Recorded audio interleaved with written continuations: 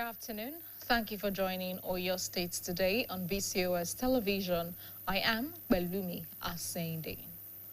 The state governor, Engineer Seyi Makinde, has approved the appointment of 16 permanent secretaries in the state civil and public service.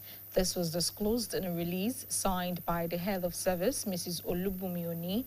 Permanent secretaries appointed into the mainstream are Engineer Rakimat Abisola Adabanija, Mr. Olusheye Adebola Adeyemo, Mr. Muiwa Sunday Olagoke, Mr. Adekunle Victor Adeshola. Others are Mr. Waidi Olasumbo Oyelowo, Mr. Sunday Akinwale Muradeyo, Mrs. Oluyinka Musmola Shantawa Rogers, and Mrs. Abidemi Christiana Adejuwon. Mr. Oluwatosin Adekunle Aderibigbe was appointed as Inspector General of Education. Also, Mr. Abolade Adeshino Olabiyi was appointed into the House of Assembly Service Commission. Mrs. Salimat Adebola Ayegboyin, Mrs. Rachel Folashade Alamu, and Mr. Abimbola Abiodun Emmanuel are Tutors General, while Mrs. Titilope Lanre Adeshino, Mr. Jibril Ashekola Alaga, and Mr. Iyola Layi Olalikon have been appointed as PS local government sector. The newly appointed accounting officers will be deployed as appropriate after their swearing in. Meanwhile, the state governor, Engineer Seyi Makinde, has stated that political appointees and elected office holders in his administration who have ambitions to contest for any position in the 2027 general elections are free to openly declare their interest under the People's Democratic Party, PDP. Governor Makinde made this known during the 2026 Iftar program organized by the state government, held at the Banquet Hall, Government House, Agodi, Ibadan. The governor also called on the authorities responsible for the Electoral Act in Nigeria to ensure its availability and proper implementation in accordance with the version assented to by President Bola Tinubu. Governor Makinde also appreciated the Muslim faithfuls in the state for their prayers, support, and cooperation with his administration, noting that their support has contributed to the development, progress, and growth being witnessed across the state. The Deputy Governor of the state, Barrister Bayo Lawal, lauded Governor Makinde's leadership qualities and appreciated the Muslim community in the state for their continued support and cooperation with the present administration. Muslims have been encouraged to strengthen family bonds and uphold patience and mutual respect in order to build harmonious homes. The advice formed the focus of a Ramadan lecture organized by the authorities of Onara local government under the chairman, Dr. Temitope Kolako. Arman Adebayo Abdurrafi report that the event also highlighted the importance of peaceful coexistence among people of different faiths. He files in the details of the event held at the Council Secretariat, Akoro. Delivering the lecture titled Family Harmony in Modern Times, Islamic Perspectives, the chairman of the Oyo State Pilgrims Welfare Board, Muslim Wing, Dr. Ashim Atere, said human beings were created to live and interact with one another and should therefore avoid isolation. He urged husbands and wives to accept each other as partners destined for their lives and work together for the progress of the family. According to him, patience, perseverance, and mutual understanding are essential virtues for building a stable home. Dr. Atere also advised couples to respect each other's rights and responsibilities while keeping family matters confidential and giving priority attention to their immediate families. The husband should attend to his wife properly, and then the wife should give her husband attention all the time.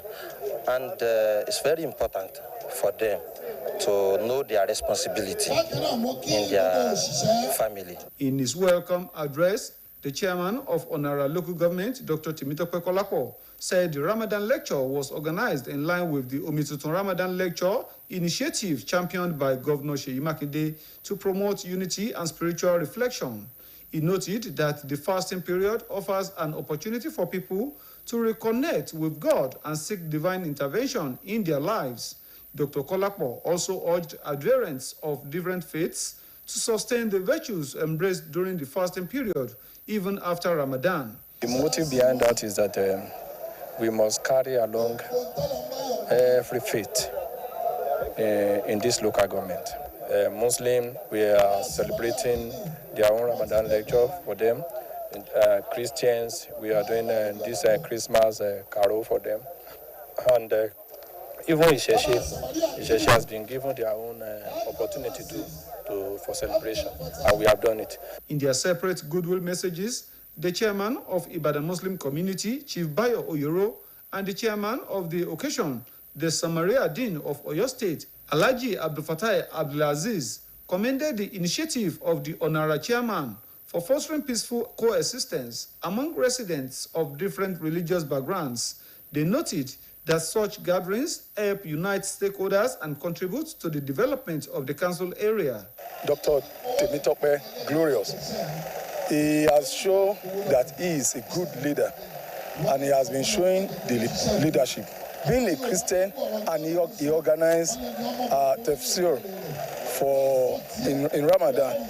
That means he's trying to put everybody together in order to create peace. We have peace in Onara, but in order to create more peace and connectivity between the Muslims and Christians. Dignitaries at the event included the chairman, Oluyale Local Government, Engineer Akim Olatunji, the president of Onara Development Forum, Alhaji Kola Bolomokwe, the chief imam of Onara, Sheikh Tirimisiyu Amada Rufai, representatives of Christian Association of Nigeria, CAN, Onara, the Oniladutan of Ladutan, Oba Kamaruddin Adebowale Adeyemi, and other traditional rulers in the local government area.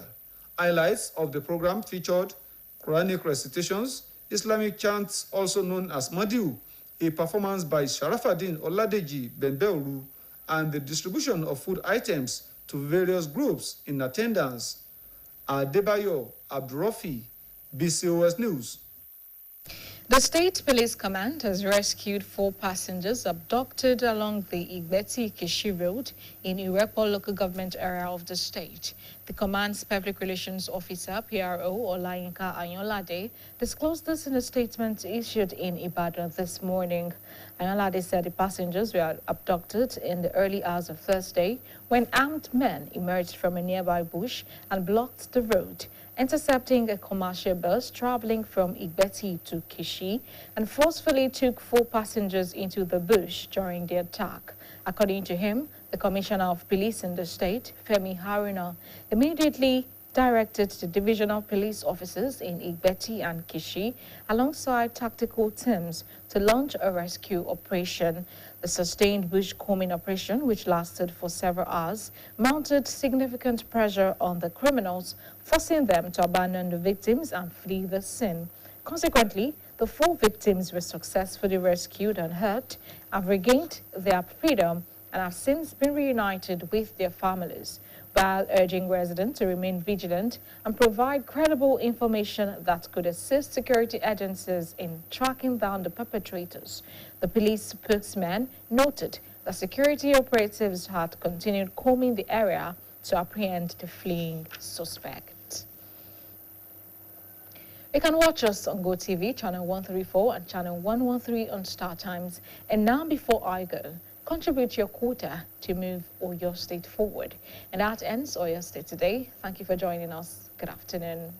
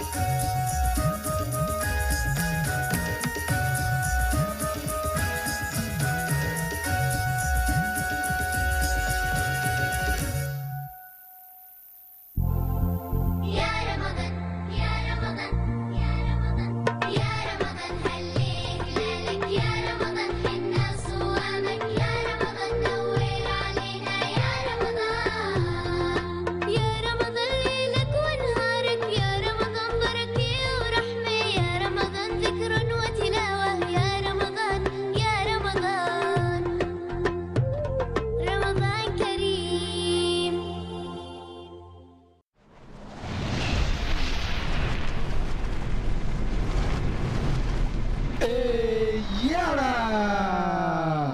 Mo tún gbé dé èyí yàtọ̀ títún tí mo tún gbé dé. Ẹ mọ̀ lẹ́ńbẹ̀hùn ẹ̀yin olólùfẹ́ ètò Yàrá ẹ sì kú ń gbẹ lọ́tún lọ́sì eléyìí ò ní jẹyọ̀ kan tó kù fún wa láyé o àmín.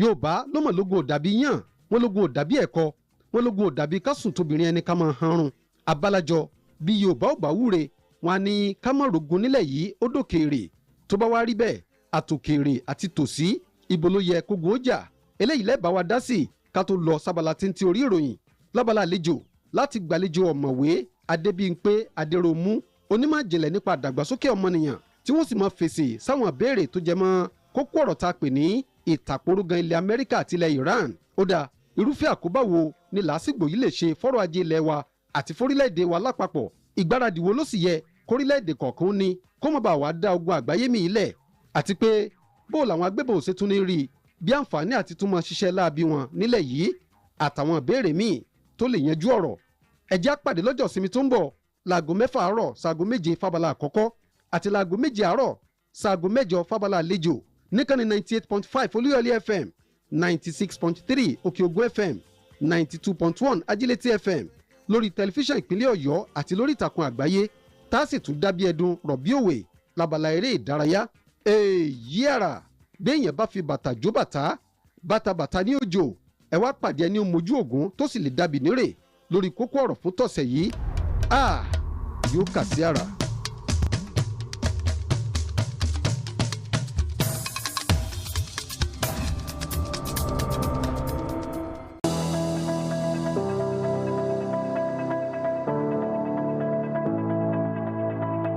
When you are able to see the concept of life, you want to enjoy life tomorrow.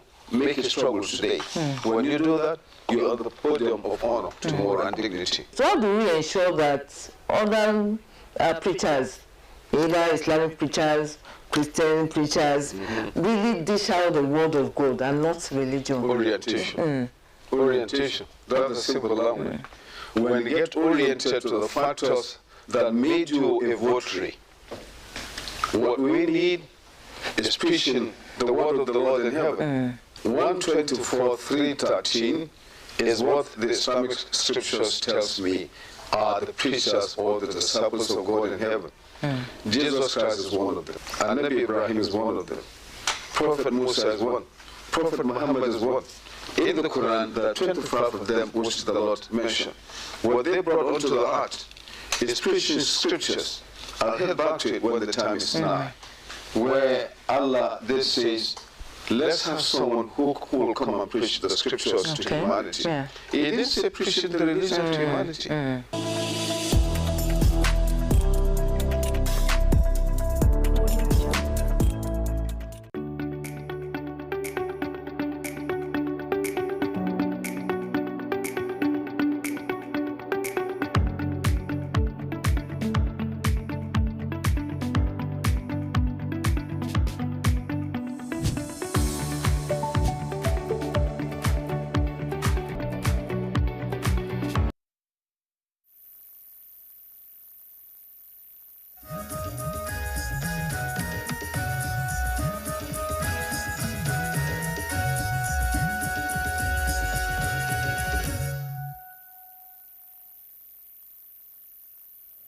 ẹ káàsán mo kí wa kú dédé àsìkò yìí mo kí wa káàbọ̀ sí orí ìròyìn ìpínlẹ̀ Ọ̀yọ́ wa fún ti ọ̀sán òní Olúwaṣeun Akínọ̀sùn ni oníròyìn yìí. Gómìnà ìpínlẹ̀ yìí onímọ̀ ẹ̀rọ Ṣèyí Mákindé ti fọwọ́ sí ìyànsípò àwọn akọ̀wé àgbà 16 lẹ́nu iṣẹ́ ọba ìpínlẹ̀ yìí. Ọ̀rọ̀ yìí ló jẹyọ nínú àtẹ̀jáde tí olórí àwọn òṣìṣẹ́ ọba ní ìpínlẹ̀ yìí arábìnrin Olúbùnmi Òní fi síta. Àwọn èèyàn náà ni onímọ̀ ẹ̀rọ Rọ̀kímát Abísọ́lá Àdábánijà, ọ̀gbẹ́ni Olúṣèyí Adégbọlá Adéyẹmọ, ọ̀gbẹ́ni Múyìwá Sunday Ọlágòkè, ọ̀gbẹ́ni Adékúnlé Victor Adéṣọlá. Àwọn yòókù ni ọ̀gbẹ́ni Waheed Ọlásùnbọ̀ Oyèlọ́wọ̀, ọ̀gbẹ́ni Sunday Akínwálé Múradéyọ̀, arábìnrin Olúyínká Mùsúmọ́lá Ṣótànwá Rogers, arábìnrin Àbídèmí Christiana Adéjùmọ̀, ọ̀gbẹ́ni Olúwatósìn Adékúnlé Adéríbigbé. Gẹ́gẹ́ bí olùbẹ̀wò àgbà nílé iṣẹ́ ètò ẹ̀kọ́. Bákan náà, ọ̀gbẹ́ni Abọ́ládé Adésínà Ọlábíyì ló ti di akọ̀wé àgbà fún àjọ tó ń rí sí ọ̀rọ̀ ilé aṣòfin ìpínlẹ̀ Ọ̀yọ́ báyìí. Bákan náà ni arábìnrin Salimat Adébọ́lá Ayégbọ́yìn, arábìnrin Rachel Fọláṣadé Àlàmú àti ọ̀gbẹ́ni Abímbọ́lá Abíọ́dún Emmanuel sì di akọ̀wé àgbà lẹ́ka ti iṣẹ́ olùkọ́ tutor general, nígbà tí arábìnrin Títílọpẹ́ Láńrè Adésínà, ọ̀gbẹ́ni Jubril Àṣekọ́lá alága pẹ̀lú ọ̀gbẹ́ni Iyọ̀lá Láyé Ọlálékan náà ti di akọ̀wé àgbà fún àjọ tó ń rí sí ọ̀rọ̀ ìjọba ìbílẹ̀.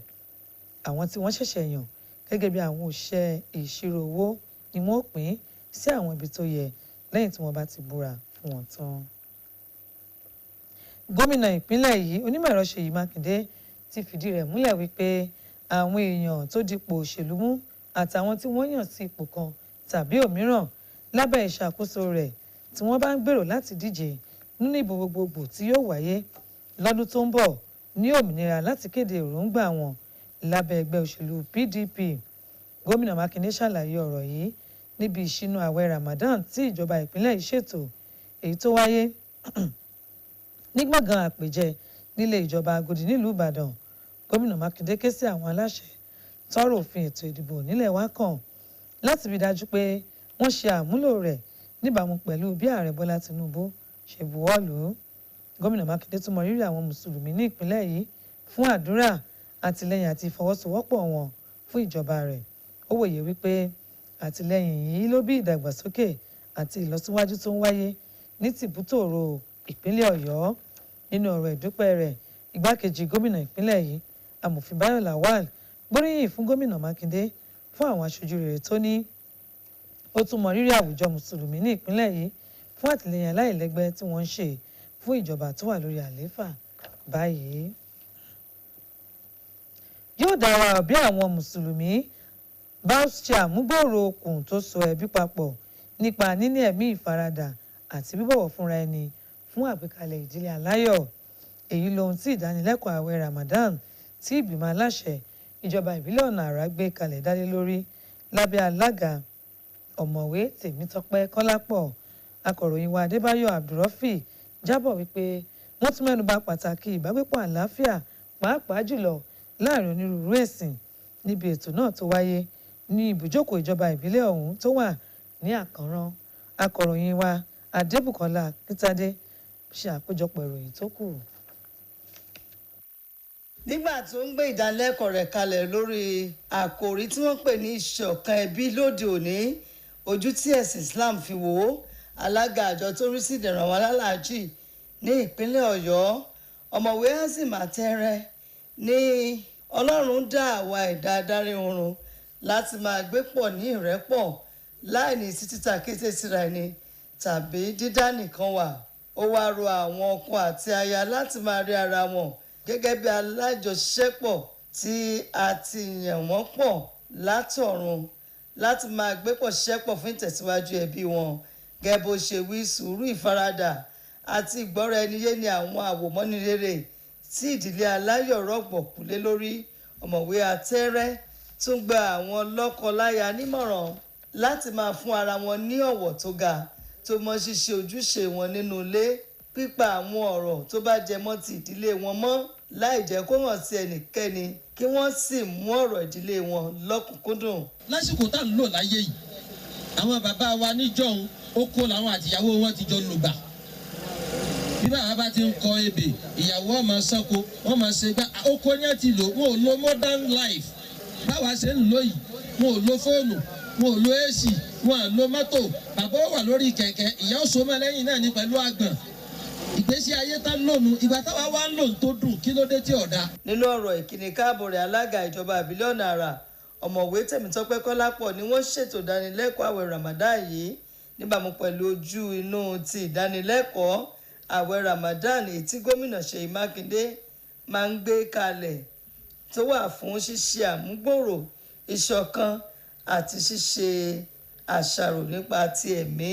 Ó wòye pé àkókò àwẹ̀ máa ń fún àwọn èèyàn lórí ọ̀fẹ́ àti ní àjọṣepọ̀ pẹ̀lú Ọlọ́run àti wíwá ojú rẹ̀ fún ìgbé ayé tó nítumọ̀. Ọ̀mọ̀wé Kọ́lápọ̀ wá rọ àwọn onírúurú ẹ̀sìn tó ń bẹ láwùjọ wa láti má ṣe yẹsẹ̀ kúrò lójú òpó àwọn àwòmọ́ni rere yìí pàápàá lásìkò ààwẹ̀ àti lópin ààwẹ̀ Ramadan.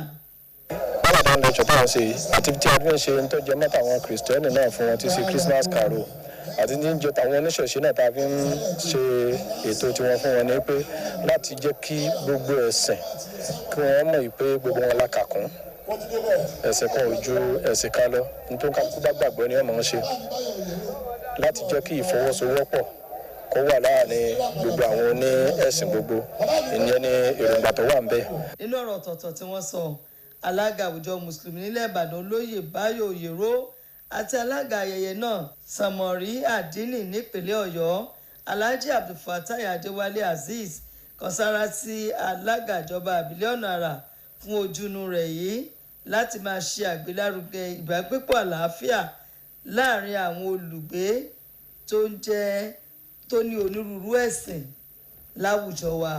Wọ́n yòó pé irúfẹ́ ìpéjọpọ̀ yìí máa ń fi ẹsẹ̀ ṣọ̀kan múlẹ̀ láàrin àwọn èèkàn tọ́rọ̀ gbèrú tí ó sì ní ipa nínú iṣẹ́ ìdàgbàsókè ìjọba ìbílẹ̀ náà. Ètò tí wọ́n gbé sílẹ̀ gẹ́gẹ́ bí wọ́n ṣe jẹ́ ẹlẹ́sìn kìrìsìtẹ́nì ṣùgbọ́n wọ́n tún gbìyànjú láti kó àwa mùsùlùmí jọ láti gbọ́ wàásì láti fún wa ní ẹ̀bùn. Ìdí tí wọ́n fi ń ṣe lè ní wípé a rí wípé olórí tó dáa ni wọ́n a sì nígbàgbọ́ pé irú àwọn olórí báyìí là ń fẹ́ ní ọjọ́ iwájú àti ní Ọ̀yọ́ state àti ní Nàìjíríà.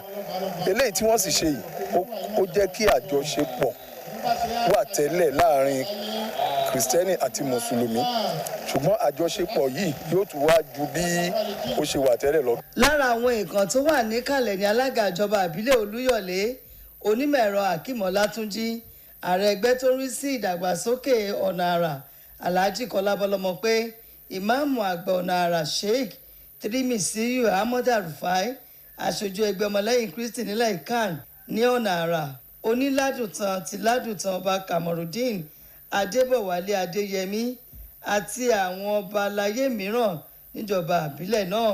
Lára ohun tó wáyé níbẹ̀ ni àyọkẹ́ látinú Al-Quran orin mọ́díù ètí Sarafadeen Ọládèjì bẹ̀m̀bẹ́ òrùléwájú ẹ̀ àti pípín ẹ̀bùn oúnjẹ lónìrànràn fún oníkọ̀ọ́chíkọ̀.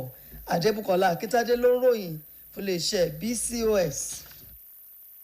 Iléeṣẹ́ ọlọ́pàá ìpínlẹ̀ yìí ti dóòlà àwọn èrò ọkọ̀ 4 tí àwọn agbébọn jí gbé ní ojú ọ̀nà Ìgbẹ́tì sí Kìṣí níjọba ìbílẹ̀ Ìrẹ́pọ̀ ní ìpínlẹ̀ yìí.